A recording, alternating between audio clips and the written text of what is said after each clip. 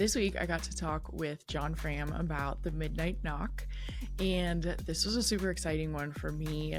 John Fram's No Road Home definitely got me on my big horror kick this year.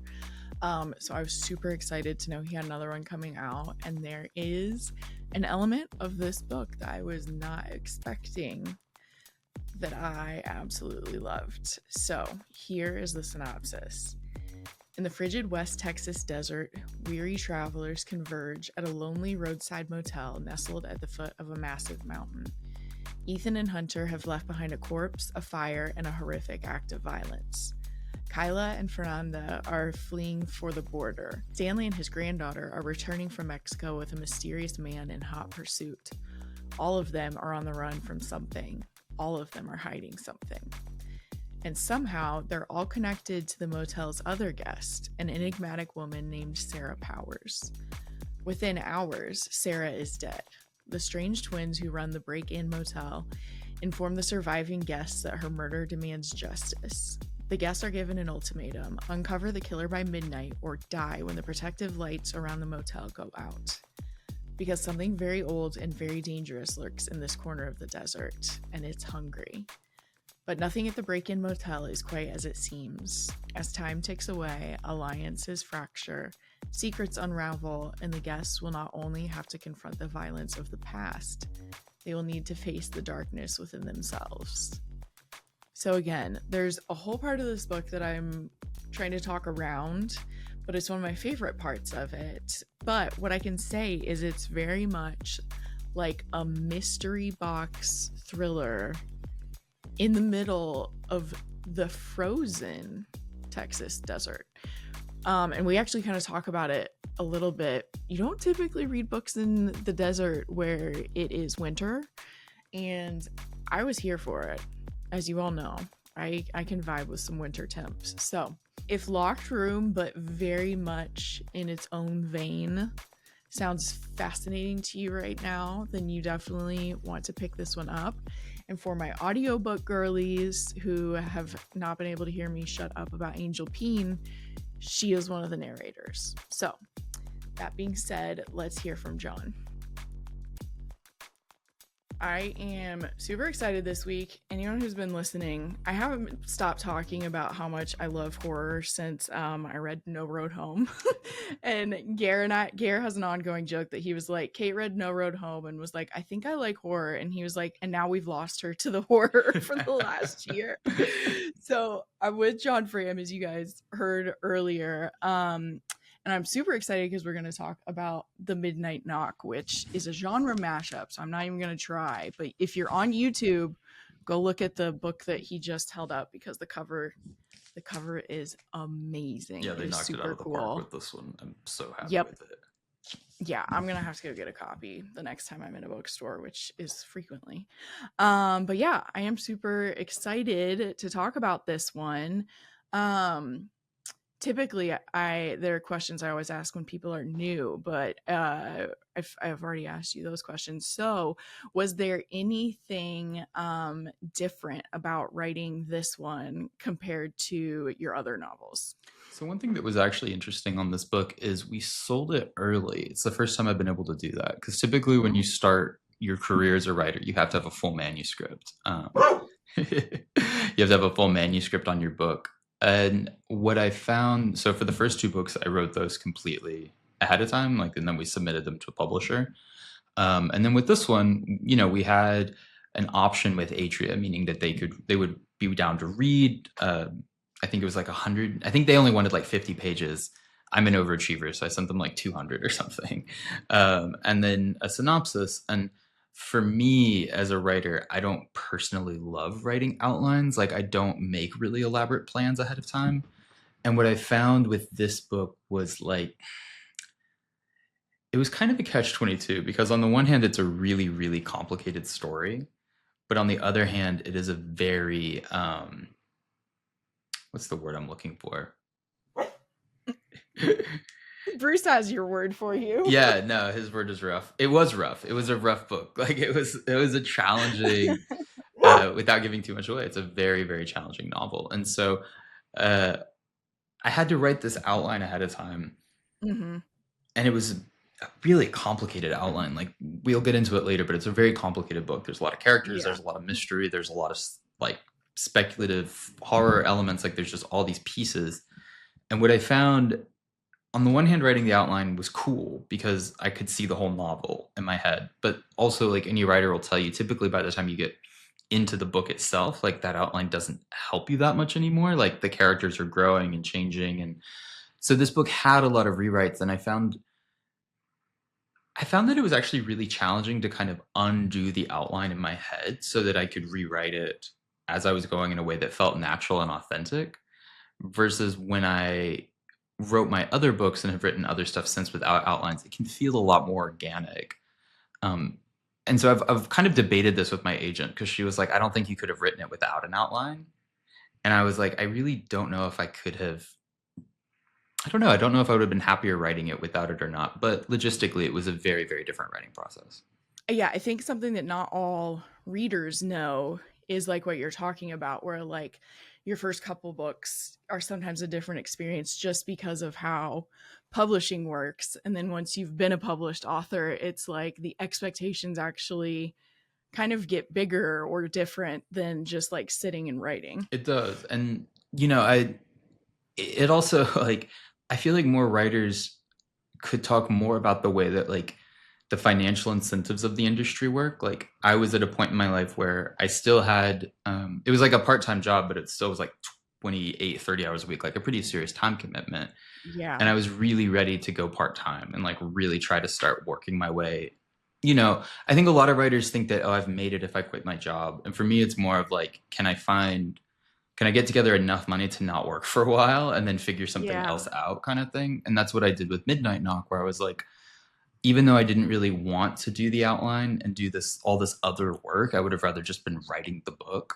I knew that that would have taken me probably 6 months, versus if I do an extra month of this work and then sell it early, that will give me the money to then really devote a lot of time to the book, right? Yeah. And so much of being a professional writer for me, I found, is learning how to buy time. It's really interesting, which actually kind of has a bearing on this book, because this book is very much about like how we use our time, how we use what we're given. Right. And it felt very, what's the term I'm looking for? Apposite would be like the fancy word for it. It felt very like on the nose almost, where I was like, man, I'm literally purchasing time to work on a book about Yeah. the value of time. Is pretty next level.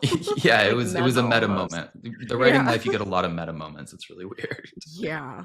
I bet you do. That's like, and I think a lot of I was talking to another writer about like kind of the same thing that you're saying. I think it's also like people who are like creators in general, it can feel that way. Like most of my job is making content, but it's not for like fun clients. Sure. Yeah. And so that's even how I get myself to like get through stuff sometimes. It's like, oh, I really want to make this post or this video, or I loved this book and I want to talk about it. And so then I'll try to like convince myself to get through my work so that I can do the fun stuff. So I don't have a meta version of it that has happened yet, but I do resonate with the feeling of like, can I just like get some time to do my own stuff, Totally. basically. Oh my gosh. Yeah. Well, what's interesting too is like, I've also found now, because like right now I was able to get enough money in the bank, I don't have to work for the moment, and I moved cities, so it was kind of easy just to like let one Oh job yeah. go and just be like, let me coast for a while. It's actually really interesting too, like having too much free time is not good. It's No. not good for your creativity. And I adopted a dog recently, and she has eaten up so much of my free time because she needs so much attention, that it's been valuable, but a good object lesson that like when I was younger and working really shitty jobs 40 hours a week, like desperate to not do that, like I was just like, God, I would kill for just like a week to write. And I'm very blessed that I get that time, and I'm very thankful for that. I'm very thankful for readers and publishers and all that. But it is funny too, because before I got the dog, there were a couple weeks where I was just like, man, like there's really no pressure. Like this is actually not helpful. Yes. Yeah, that's how. So my husband has ADHD, and I'm not diagnosing you with that, But that's his problem, is if he doesn't have a deadline, he cannot get himself to do it. Like there has to be some form of like outside pressure for him to like sit down and do stuff. Yeah, I totally. mean, it's motivating. For me, it's That's my for bank sure. account, because whenever you're living on Yes. your writing, you're just, because like so much of the writing income is based on benchmarks of like you sign a contract, you submit a Mhm. manuscript, you have hardback publication, paperback publication. Yeah. That submission chunk is really motivating to finish Yeah. the book. I bet. Yeah. Yeah. It's just such a I feel like the industry, at least from what I'm hearing, it's also like always changing, like in ways that you're like, wait a second, when I was writing this book, it wasn't like this. And Yeah, then that there's like the delay of it coming out.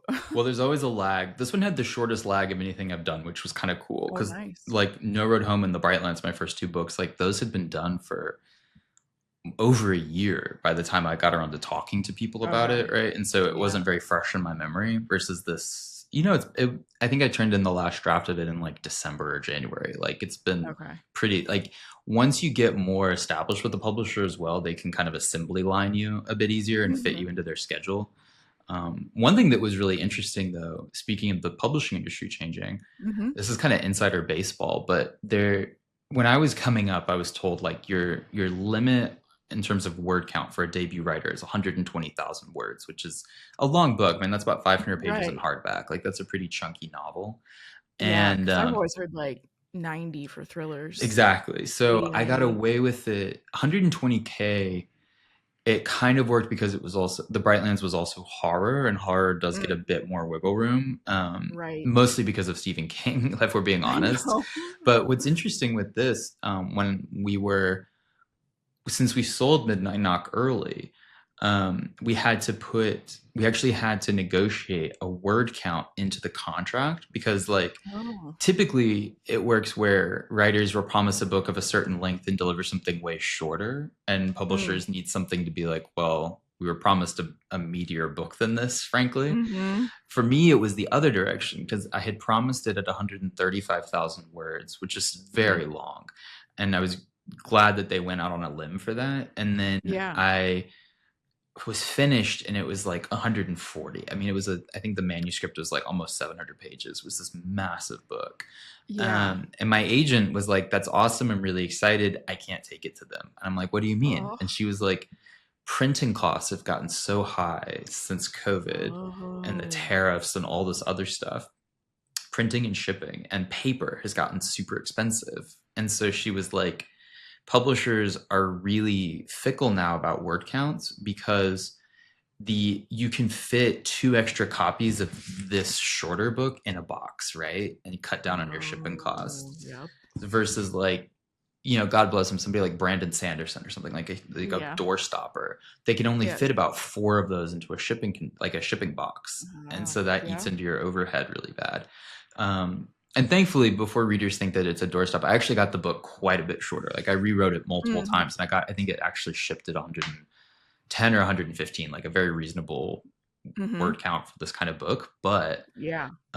I, not to sound spoiled, but it's very rare that your agent will give you a hard no. Typically, they're like, "Well, I'll work on it, and we can find a way." Right. And with this, she was just like, "No, like Like unambiguous they're not no. gonna care. I can't send." And so I was like, "Oh my god, do I have to split it into 2 books? Like, what do I do?" Like, Oh, it was a crisis. But again, yeah.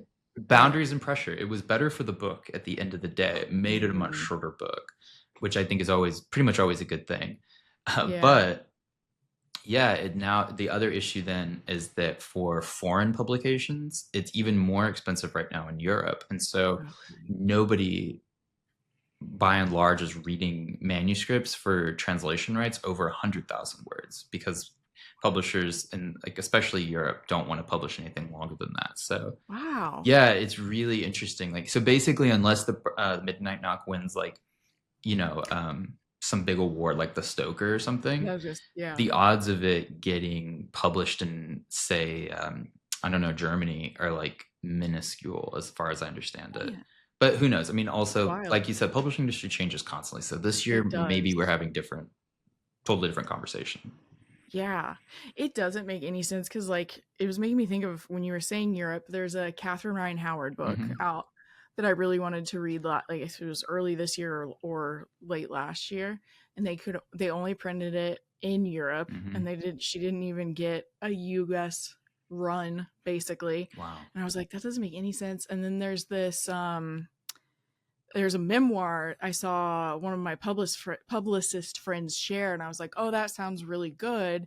And like, typically I definitely am audiobooking a memoir, and you can only get her memoir in Canada, or the audiobook version. Oh, that's so And weird. I'm like, that has nothing like what you're saying. I've kind of heard the stuff about like shipping being a problem, like the really like tangible Yeah. physical stuff, but I was like, why would you not make an audiobook available? So That's so I interesting. never Yeah, because understand. typically we sell those as North American rights. Yeah. For like all my stuff, I think is bundled as North American, which isn't really an Yeah. industry secret. Like that's pretty standard. So that's very surprising. I know. And I can buy it for an e-reader. But because I thought maybe I wouldn't be able to get the digital Digital, version yeah. either. That's so weird. But yeah, I don't know. Who knows? Publishing. Publishing, bro. Publishing. If you're an author who's listening right now, I'm sure that sometime recently you thought to yourself, I really just want to write and I don't want to have to think about social media. The good news is I have a couple solutions for you. If you just need help brainstorming ideas and building out posts in Canva, my monthly consulting might be good for you. If you're about to publish a book, I can help you with a book trailer. The other option is accumulating a content bank of both long and short form content that can be used now and generically into the future. I love reading your books, and I know you don't love figuring out how to post on social media, so I would love to help. Follow the link in the show notes to learn more.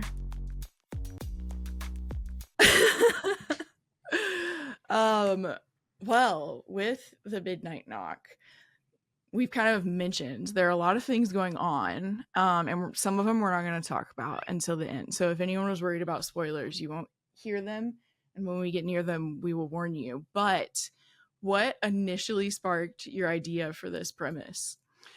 So I had been interested in a long time in West Texas. Like I've always loved West Texas, and I went out there as a kid a couple times. And this sounds this is an indication of the kind of child I was. I remember being like 11 or 12, and I was on, I think it was like a church trip, like a weekend trip or whatever, to some like Bible camp or something.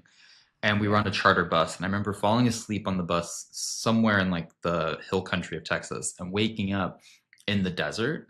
And it's, we were in like, if you've ever seen, No Country for Old Men or There Will Be Blood, like these huge open vistas and this massive, just incredible amount of sky.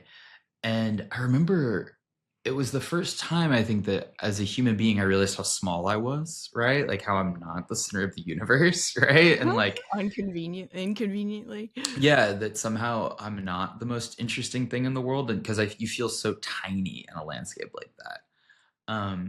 So it moved me on like literally almost a spiritual level. It was a really, really profound experience. And so as I got older, I thought about it more and more. I've loved going out there.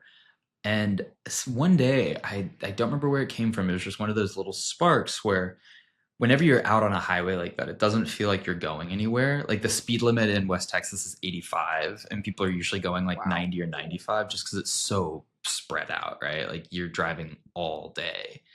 And it was this weird thought that I had where it's like, what if you were literally stuck on a highway that never ended? Like, what if you were literally on this highway that you couldn't get off?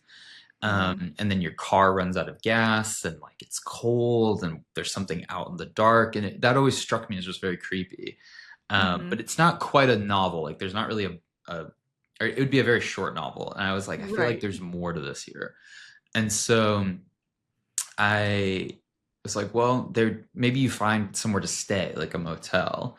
And then once I had the motel, all of this stuff started to kind of click into place, because you have the weird twins who run the motel, and then you've got that classic kind of road story setup of a bunch of travelers converging for the night. Yeah.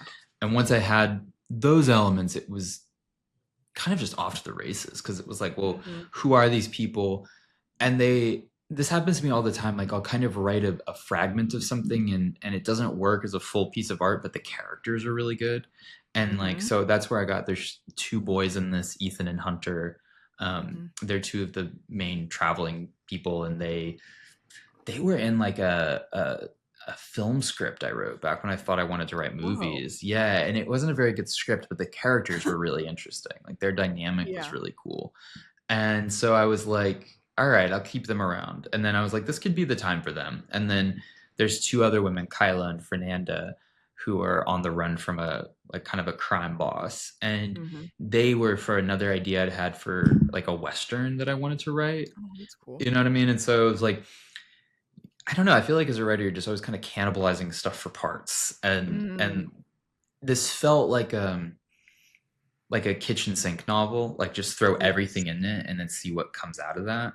Yeah. And so I just chucked them in there, and then what I found was so fun is that by setting all of these characters kind of bouncing off of each other, and then having one person there who knows all of them, it Yes. allowed me to it's always a great feeling when the first 100 pages basically come together on their own, because then you're like, oh, I Mm-hmm. have a book here. Like this has I Yeah. have like a bedrock I can work from.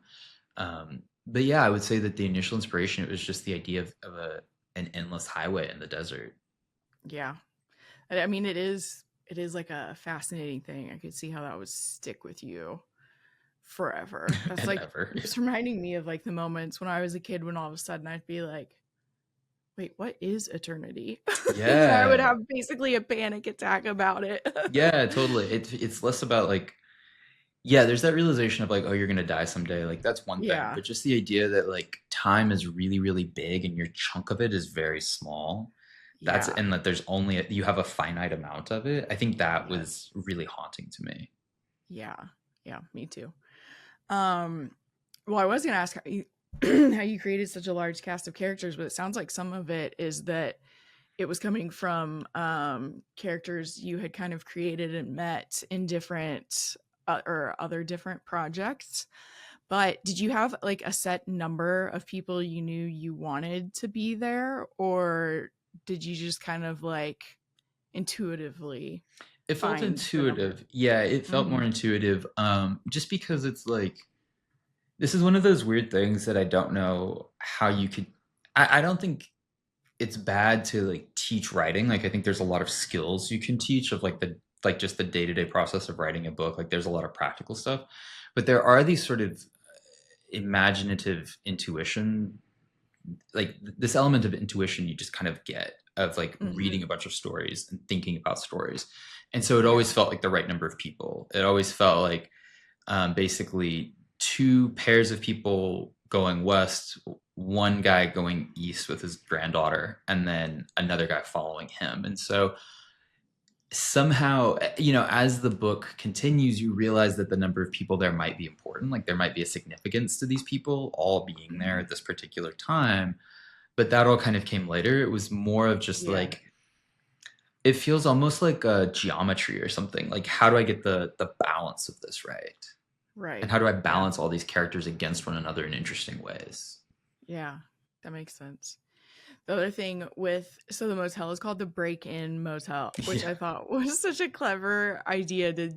When in the process did you come up with that idea? that was so weird. Because I've gotten asked about this a lot, and I wish I had a better Uh-huh. answer. I was thinking about the book. Like this happens every time I start a novel. When I start to get excited about it, I'm just like locked away in it. Like everywhere I go, whatever I do, I'm always thinking about it. You're Mhm. always getting ideas.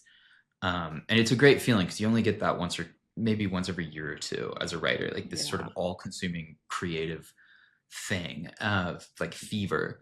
And I was going through Mhm. that, and I was in my hometown, which is a smallish city called Waco. It's like in the middle of Texas, like the heart of Mhm. Texas. And I remember I was on like a interstate frontage road, and I was turning past a motel, and out of the corner of my eye, I thought the sign read the break-in motel.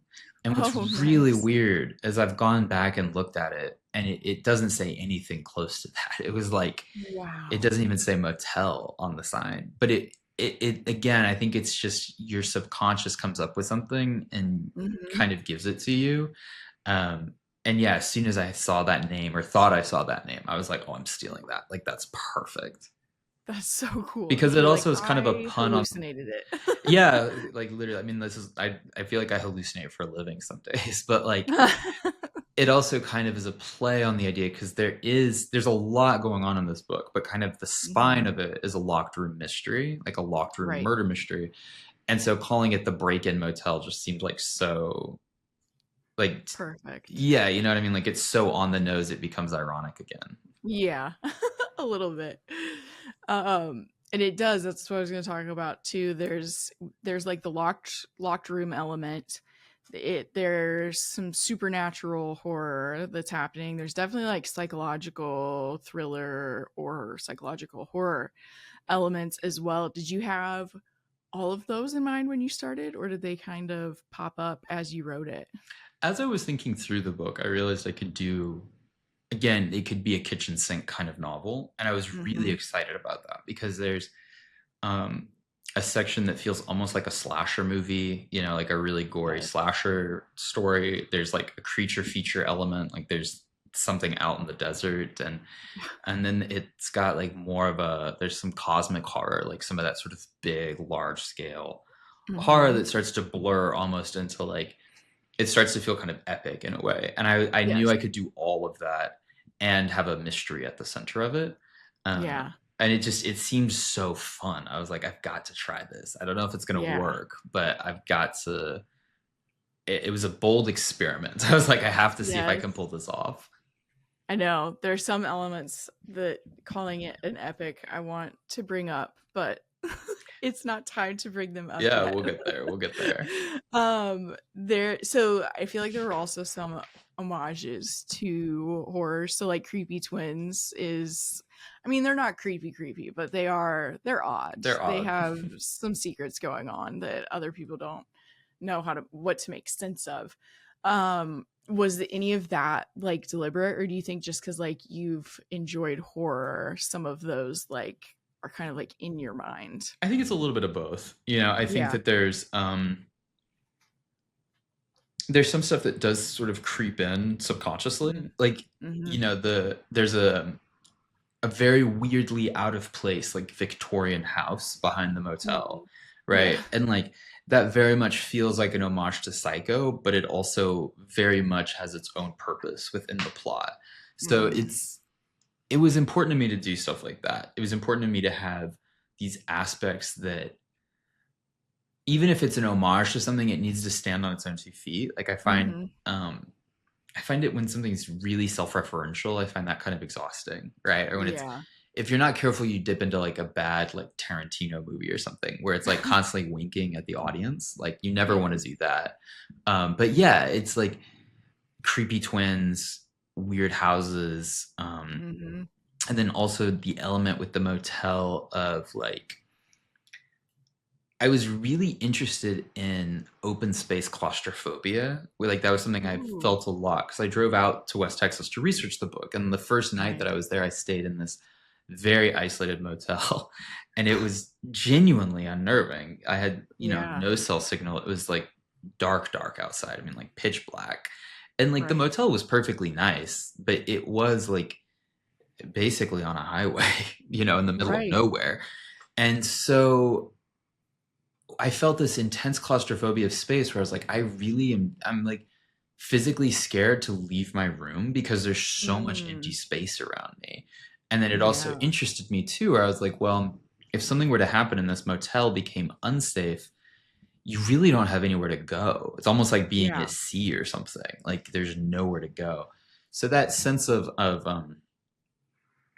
claustrophobia, I really wanted to play around with different ways to explore claustrophobia. Yeah. That's a good point because I remember feeling that when like when different characters were starting to realize that some stuff was messed up, then you're like, "Well, what do I do at this point?" Like when it's like I think it's also set oh, sorry. You're good.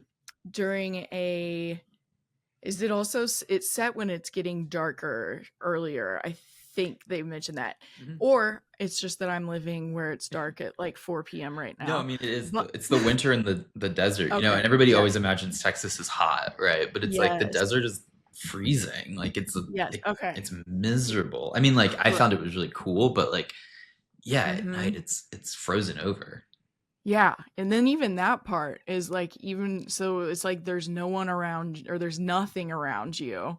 And then there's the fact that like you would get like frostbite if you just kept walking for Yeah, forever you'd very essentially. possibly die of hypothermia. Yeah, it's a real Yeah. concern. Yeah. Man. I read it obviously kind of I don't know last month. So some of these things you're saying Yeah, are like sure. reminding me of parts of it. Um with the characters and how their stories like do and don't overlap. Was that something that kind of came as you were writing it? I'm assuming it kind of is since you said like you kind of morph with your outline when you have one. Yeah, I try to let the characters grow. I try to like I want to have a pretty clear idea. I need to have a decent rough start. I need to have a Mhm. rough idea of where I'm starting. But yeah, I try to stay pretty loose. You know, you don't Mhm. want to get really locked into a particular idea because, Yeah. and again, that kind of goes back to the idea of the outline. Mhm. The danger to me of a really set outline is it can rob you of room to experiment and play around. Right. And like, for example, there's a character in this book named Ryan who is like this slightly older man. He's in his 40s. He's trying to reunite with his stepdaughter. And Mhm. he's one of these characters where he was always there and he was not quite a plot device, but he definitely galvanized a lot of action in a way. Like his Mhm. presence was really upsetting to another character. And then like there's a lot of conflict because of that, but he never Mhm. felt integral in a way. But what I Mm. found was that I knew that in this kind of the second chunk of the book, he would become a lot more important. And Mhm. a big part of this book is about, you know, it's sort of that round robin thing of seeing the same event from different people's perspectives and learning Yeah. like what brought people there and what they saw and how they interpreted it. And he Yes. becomes really integral. He sees a lot of stuff that other people have missed. But I also found Mhm. as I wrote him, I just fell in love with his voice. Like I found him so interesting and so Yeah. relatable, and I could root for him, and I really wanted him to do well. And he just started eating up more and more space on the page to the point where I had to reorganize other stuff around him. And in a Wow. way, the outline was sort of a hindrance because I was like, man, I feel like I'm butting up against a different version of this book. And I'm having to Right. like unlearn that book in order to write a better one. Yeah. So I felt sort of, I don't know, maybe like a snail that's outgrown its shell or something. Like I felt sort of Mm. pinned in by this other idea of the story Right. um, in a way that if I had just sort of naturally allowed him to grow on his own, the plot would have maybe been a bit messier. Like it would have taken probably more revision to get all the beats of the plot straight because that is useful for Right. an outline, especially a really complicated story. But I Mhm. found that it was much harder to get into the characters because I had Mhm. this outline sort of weighing me down. And once I started to Yeah. let that go, and I would just give myself 5 pages in this guy's voice to goof around, I had Yeah. so much more fun with it. Yeah. That makes sense. Were there any characters that like because it is multi POV like you were just mentioning, which is that fun. I love that structure almost every time I read it where you're like, "Oh, but this is what this person saw," because you really have to be thinking about everyone's perspectives to Hmm. kind of try to understand your own truth of it. Um, were there any characters that were like harder to write and you had to like do research, or did you have any characters where you were like, I love writing in this character's voice? Yeah.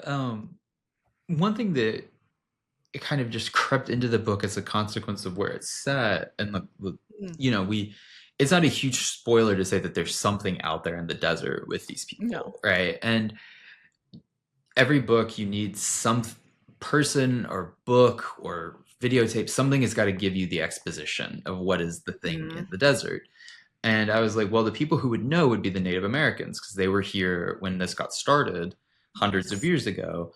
But then you're like, all right, let's really do our homework here. Like, let's do this right. Mm-hmm. So yeah, there's a character in the book whose perspective, I won't spoil it, but we don't get her perspective Mm-hmm. until near the end. And Okay. Mm-hmm. she is part native or part indigenous, and Mm-hmm. getting that right was challenging, and that took a Yeah. lot of research and a lot of reading and talking to and talking to indigenous people and just trying to nail the tone of somebody who is aware of the identity and kind of disillusioned with it, and like Mm. nailing that feeling. Yeah, that took a lot of work, and it was definitely the scariest one. It was the one where I was like, Yeah. on the one hand, every writer's always worried they're going to get canceled, but there's this Right. deeper element where it's like, I don't want to make a bad work of art. I don't want to make a dishonest piece of work. Mm-hmm. And so, how can I just depict this person honestly? Yeah. Yeah. That was I loved that inclusion as well, which I guess we could just get into spoiler Yeah, let's go territory for at it. this point. 100%. Yeah, so you did, and I guess we'll start from that even. You did include some almost like folklore Mhm. related to people indigenous to that area. So how did you kind of decide on that? Not even a villain, but like that character as a antagonist, maybe? You mean Telohi, the thing Yes. in the mountain? Yeah, Yeah. I was really interested in, like I said, cosmic horror, like Hmm. Lovecraftian kind of cosmic horror. Yeah. And I also was like, well, these people can't beat this thing, right? Like it's so Hmm. powerful. It's not like you can just go in there with a gun. And I feel like Right. if you go back and you read Lovecraft, his best books are where the humans lose in a way. Like when you read versus a book like or a story like Call of Cthulhu, it has this amazing setup, and then it gets really cheesy because like Cthulhu's chasing this guy in a boat and he like rams the boat into this like fell god, and it like just feels very corny or something. It feels like the Little Mermaid or whatever, and you're just like, oh god, this is so silly. So I didn't want that. And but I also was really, like you said, is it an antagonist? Is it bad, or is it just what it is? And that interested me a lot, partially too Yeah. because like I also play a lot of video games. I feel like they're a really interesting sort of narrative.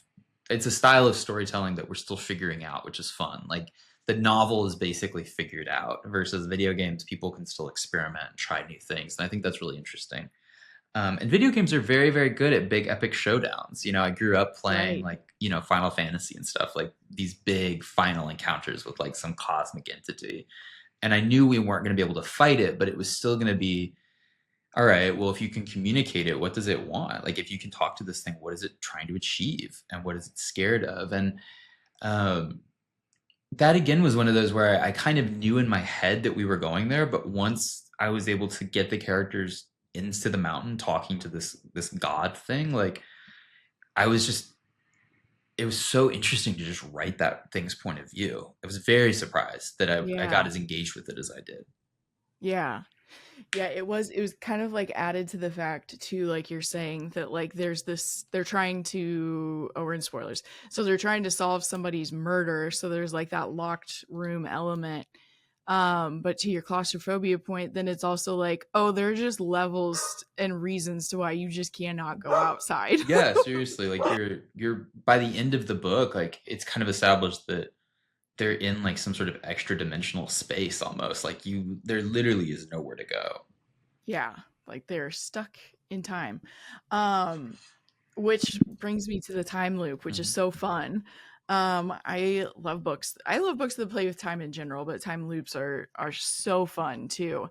And I was lucky because I did not it's not in the synopsis, and especially with like books where I already know I like the author's writing, like I'll read like maybe the one sentence synopsis at the top and I'm like, I don't need to know that much. So it was fun for me. I think it's around like 25%. Yeah. It's in that range when all of a sudden I was like, oh, this is what we're about to do. Yeah. So did you know that part? Mhm. It's interesting. You said you did kind of have to outline. So did you know at the outline phase that it was going to be that? Yeah, that for sure. I knew was gonna happen. And I I figured it knew kind of that I had to wanted to be. do it the way it did, where like it literally restarts the book, like on a new title page. Like Yes. I knew I wanted to do that so badly. And Yes. I had a lot of fun doing it. So um I, to this day, don't know where the time loop idea came from. I really don't know why that became so integral to the story, but I knew it was there. And so that part, yeah, that part was like, okay, I'm gonna try to write a murder mystery in a time loop. Like, I'm not the first person to have done it. There's other people who do this and have done it really well, but I had no idea what I was signing up for. Like, it is the most logistically complicated thing I've ever tried to do. Yeah. And so, yeah,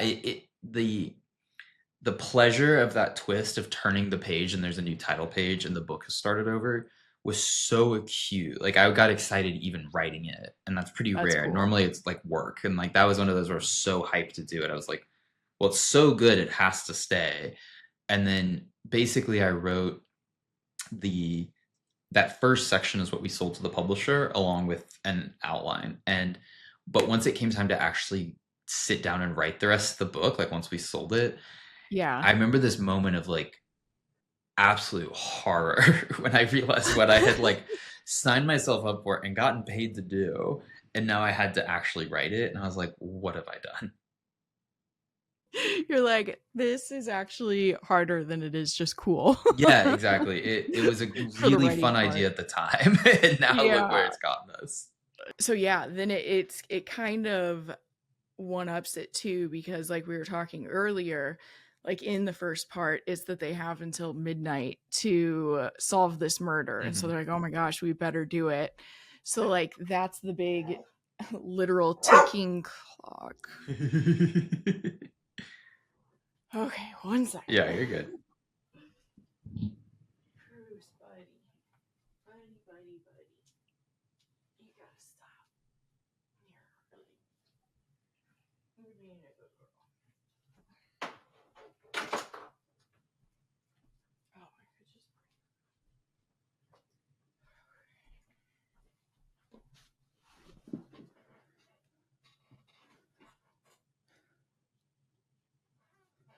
Better? Yeah, Okay. I just brought the spreadable peanut butter with me this time. Ooh. Okay, so I think I got through. Yeah, I got through the part. Um, so they think that the big ticking clock is literally midnight, and so then it's this fun flip because all of a sudden you're like, oh my gosh, Yeah, yeah, yeah. it is not just like midnight, and now you're like, this could just keep happening and happening. Exactly. And I felt like I like felt the dread of it with the characters, where I was like, oh no, they're not like almost done, they're about to have to do it all again. Yeah, exactly. And the question of who knows that, who remembers it, when they remember it, Yeah. that was definitely the most logistically challenging part of the book because Yeah. not only do people know something, but it also can really affect them as a person, right? Like it affects your Mhm. personality of like if you know certain things about what's happening here, it's going to change who you are over time. Especially if Mhm. you remember this night happening to you over and over. Like what does that I do to know. you? It'd be exhausting. Yeah, Like exactly. I can't even it's that terrifying. kind of a night. I know. And you're just like, because they have some lag, like you're saying, where like sometimes they'll start to remember stuff, but each character's is different Mhm. too. And I was like trying to decide because I, most of the time, am someone who just wants to be informed, even if it's not fun what I end up knowing. But like with this stuff, I'm like, if you just like knew you may never figure your way out of Yeah, and you're it, gonna die every time. Yeah, I don't it'd think I be would want to know so hard. either. Yeah. Um it also, so also there's the entity in the mountain, Right. but there are also these physical creatures that you came up with Yeah. that were like very terrifying. Yeah. What was your process creating what they looked like? Yeah, I mean, that was something where I was researching again to try to get it right. I was researching Native American folklore, different Mm, stories, and none of the mythology from the book comes directly from any particular tribe's sort of story or mhm. sort of roster of legends, but a lot of tribes across many cultures, both in the Americas and elsewhere, really do not mess with owls or snakes. And I was like, they're honestly pretty creepy. Like they both have an element of something kind of spooky about them. Yeah. Um, and so, yeah, I don't know. It did feel kind of like a kid with construction paper of like, it's an owl Yeah. snake. But then I was like, no, this is actually really scary. Like, there's actually It something is. really frightening. Yeah. And especially if Yeah, it it was walks like a freaking me out. man, like it moves like it's on two legs. I was just like, this is the most, I don't know. Once the image got in my head, it just really creeped me out, and I couldn't Yeah. let it go. Yeah, it was creeping me out. I think there was one section when I was listening here at home and Tyler was gone for work, and I was like, I don't want to go let the dogs outside right now. Exactly. Like, can I just stay in here?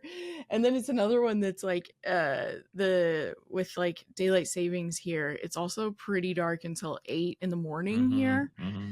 And they are, especially the younger one, is used to like getting his WLK at like 6:30. Yeah.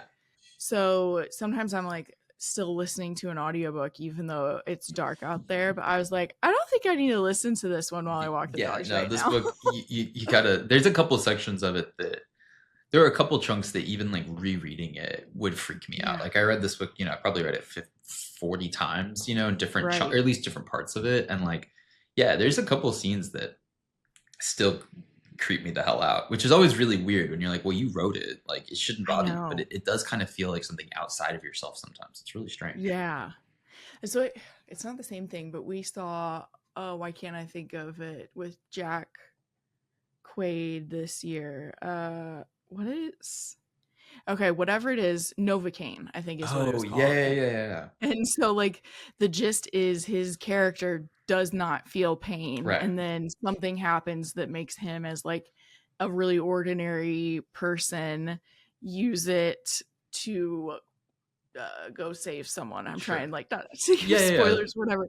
But my main note when we had like after we saw it is like they play with that idea in these action scenes where like there's stuff like going through his arms Yeah, and yeah. breaking his bones, and like as I'm watching, I'm just like, oh, you're like, I was reacting like in pain, Right. even though like the story structure told me like he's not feeling pain, but you're watching it, you can't help yourself, like Yeah, you yeah, yeah, yeah. assume that pain is happening. Yeah, and then you're imagining it happening to you or to, yeah, yeah, Yeah. yeah. No, trust me, I know exactly what you're talking about.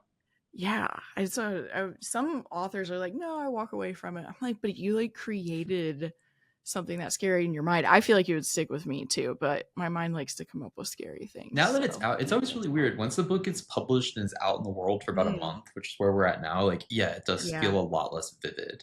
Mm-hmm. But yeah, whenever it's in embryo, so to speak, like when you're rewriting it and Yeah. like working on it, yeah, it still feels very spooky. I believe it.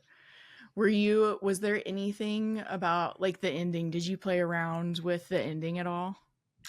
No, I had a really clear idea for the ending. Nice. I kind of knew, I knew that Ethan and Kyla were going to be the only ones who made it out, and I Mm-hmm. knew who the murderer was. And once you have, that, everything else is just kind of going to build itself around it.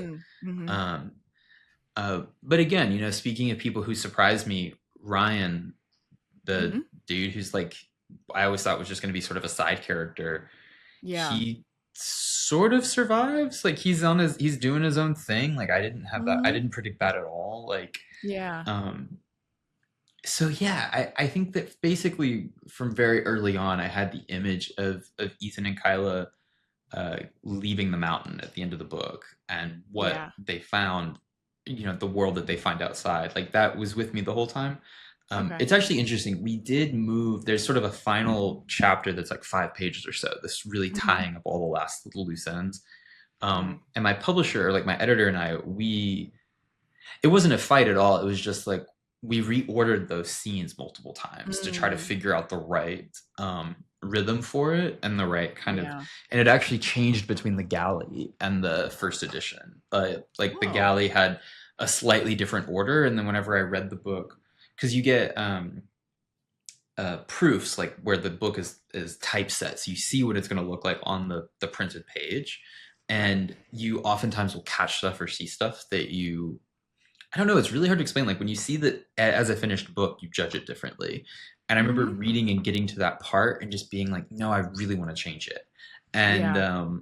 yeah, it was a pretty last minute change. I mean, we made that change at like a month Huh. or two before the book went to the printer, which was very late in publishing. Yeah. And thankfully they went along with it. I was like, hey, we've tried it in all these different orders, and now that I see it, I actually want to do it this way.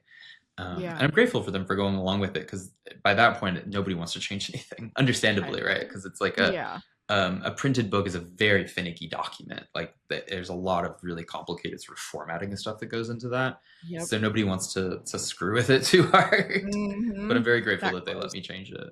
Can I ask you a really huge favor? One of the biggest indicators in audience growth and podcast popularity is ratings and reviews. I am always going to be growing Book Wild and the range of guests that we're able to have. But the one thing that you can really do that would help grow Book Wild is rate and review on whichever platform you listen to. And if you do rate and review, send me a screenshot, because I would love to send you some Book Wild bookmarks. Now let's get back to the episode.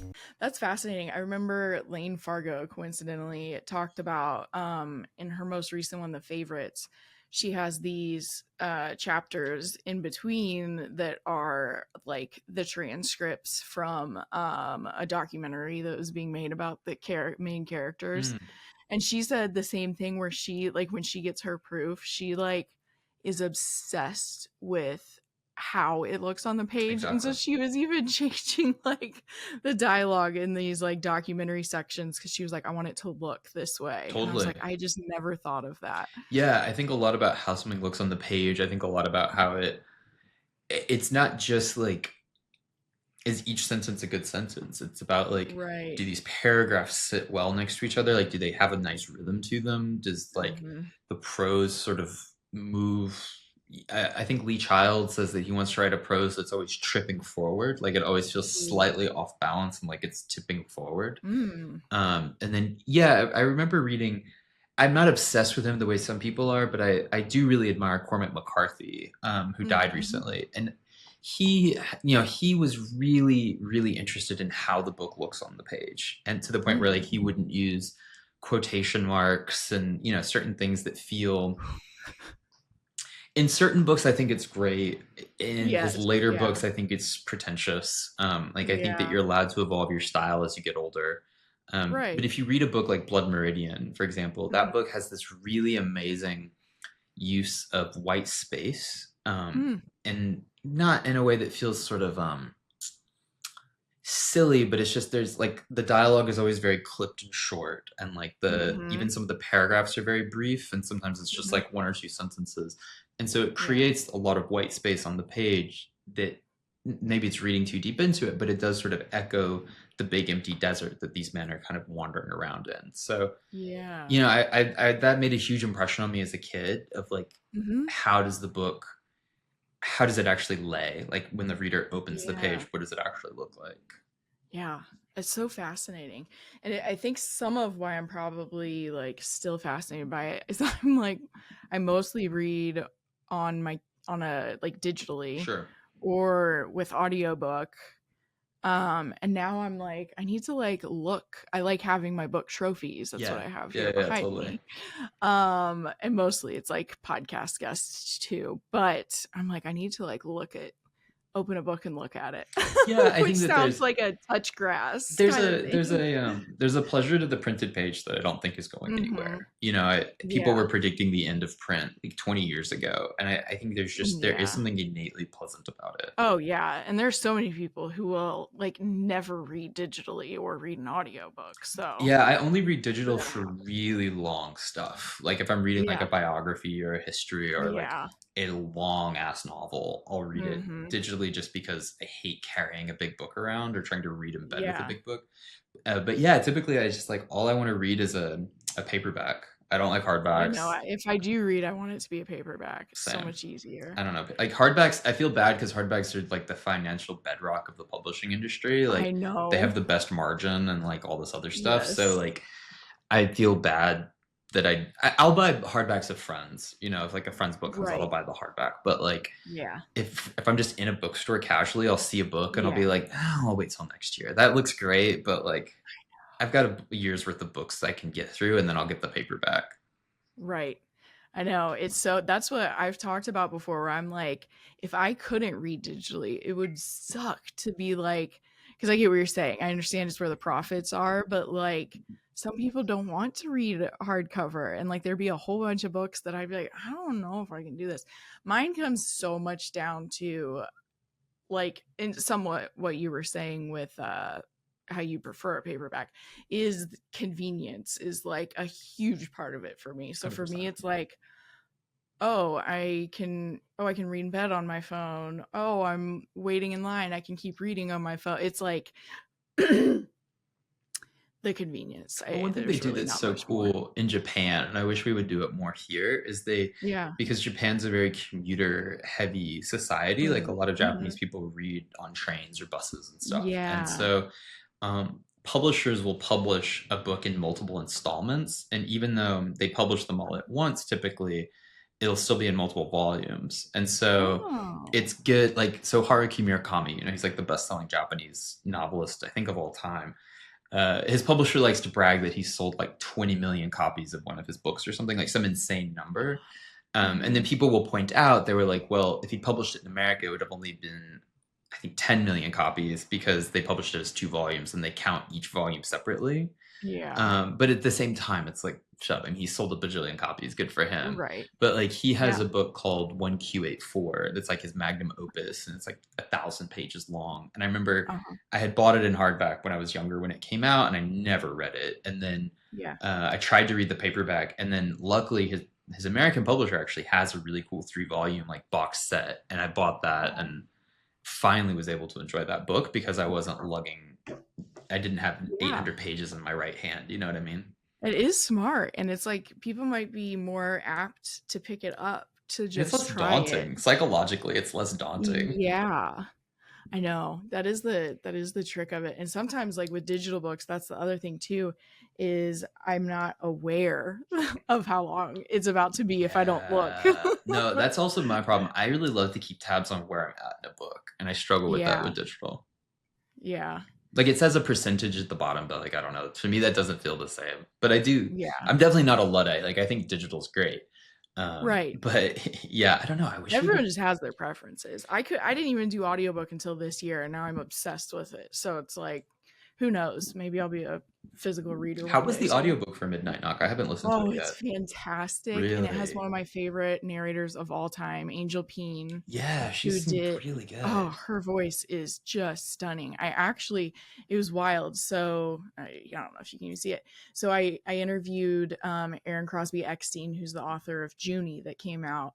Um I just interviewed her like last week. And Angel Peen narrated her full book and it was just one POV, Mhm, so it was all her.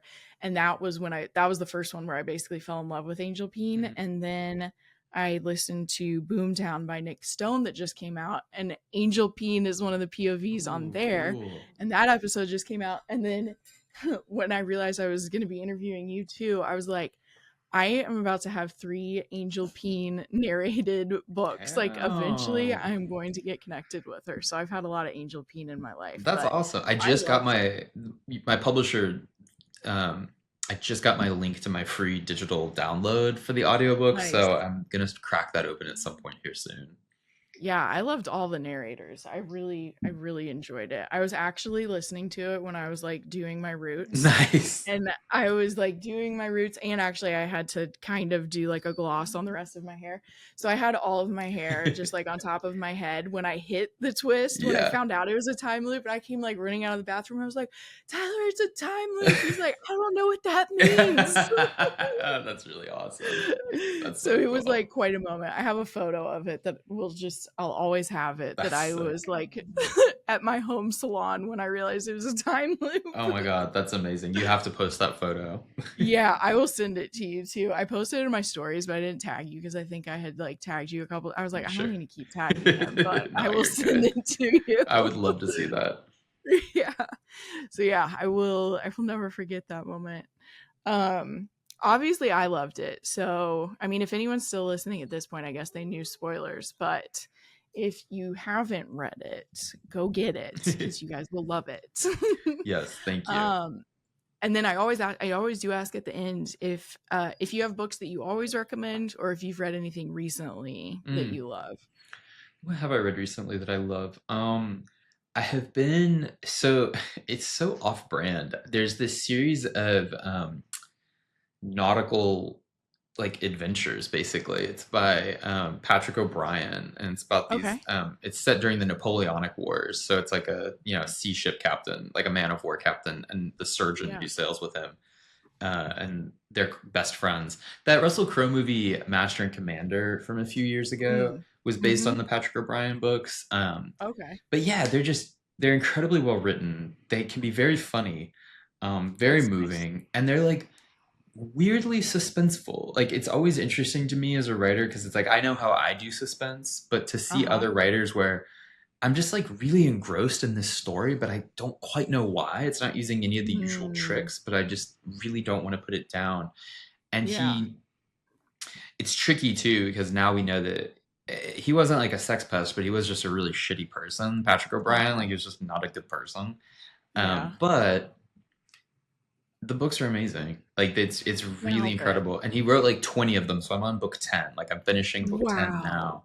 And yeah, I read like one or two a year just because I don't want to, because they're you only have so many. Right. And it's been really fun because for other projects I've been reading about how to do. I'm always interested in how people do series characters, like how do you evolve characters Yes. over time.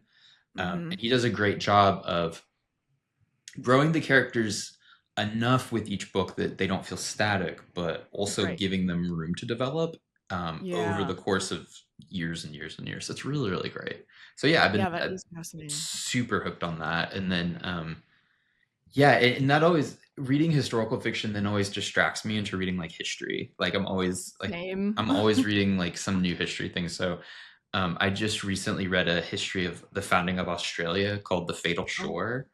okay. And that's one of those where we kind of just know that Australia was a penal colony, but you don't realize like Mhm. how insane an idea that was of like, let's Yeah. ship a bunch of boats across the other side of the world Yeah. and establish a penal colony on I mean, it's a fertile island, obviously, but like it was not cultivated at all. Like we don't Right. realize like establishing an agrarian society can take years to get the soil up and Yes. running and all this. So it's like the first couple of years of Australia were like on the brink of like mass starvation all the time, like Man. indigenous violence, like all this crazy shit going on. And then Yeah. as it developed, prison riots and Mhm. reforms and all this stuff going on. It's one of the best written books I've ever read. I mean, like every page has a Wow. sentence where you're just like, that's just such a lovely line. And it's a Wow. very kind of wise, insightful book. It understands human foibles really well, like violence Mhm. and capriciousness, but it's also just like Yeah. riveting history. You're just like, oh my God, like how did people live through this? How did they survive I know. this? That's what for me, I've been reading more history this year, and all of a sudden I'm like, kind of like a lot of genres, you have that moment where you're like, oh, there's a lot under this genre Exactly. that you could possibly like. I read like pop culture history of like the early 2000s and how it turned women against each other. Like there's like all kinds of Yeah. stuff that you can find under the umbrella, and kind of like what you're saying is like, for me it's at least giving me like sometimes it helps give me a higher overview of humanity as like a thing, as a Totally. system, as whatever. And it's sad that it also reminds me that we just kind of keep repeating cycles, Yeah, history is an but open it's book exam and we keep failing it. It's really funny. exactly, yeah, like that part freaks me out.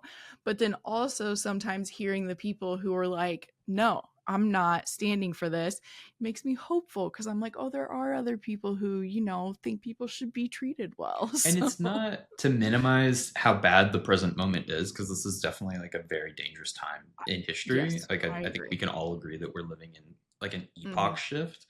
There have Mm-hmm. been other really catastrophic shifts, you know what I mean? Yes. And they've ended in various ways, but it's like Mm-hmm. I think that it's very easy if you don't read history to just say, "Oh, this is the worst it's ever been." Right. And reading it and being like, "No, Andrew Jackson almost destroyed the country." You know what I mean? The Yes. Civil War literally destroyed the country. Like there have Yes. been periods of horrible upheaval and then they do get better. They have like Mm-hmm. it's just I don't know. It's not that I think that's a bit lazy to say like, like Martin Luther King like things are always leaning toward justice. I feel like it takes a lot of work to establish justice, It but like does. it does happen. Hmm. Um, and then yeah, it's also really interesting to read like, especially pretty far back history, and you realize just there's that Ursula K. Le Guin quote where she's like, "We can't imagine a world without capitalism, but 500 years ago we couldn't imagine a world without kings." So like things do Hmm. change. Yeah. I'm not saying I want to overthrow capitalism tomorrow, but clearly we're seeing the consequences of like what happens when people have too much When money. when So money isn't the god. yeah, when Yeah. money has become your god, like what Yeah. consequences does that have? So yeah, I think history, it can be very horrifying sometimes to realize like real Yeah. people went through these things, but also it does give you that kind of going back to our beginning of the conversation when you zoom out and you realize that Mhm. you're not the center of the world and like time is very long. Like Yeah. it's good to have some perspective. It does help for that. Yes. I agree. I think it was Joy Reid who was saying, I saw her saying a version of this where she was like, I know it feels really bad. Like, it's tempting to think it's never been this bad. But obviously, in her case specifically, as a Black woman, she's Mhm. like, I mean, I don't feel very connected to my ancestors, hopefully, but for her, it was like your ancestors have survived this Yeah. and this and this to even be in the point where I could be sitting here talking to you. And sometimes I remind myself, like, all of these women who came before me, like, they were getting through stuff too. So, Mhm. like, I can probably figure out a way.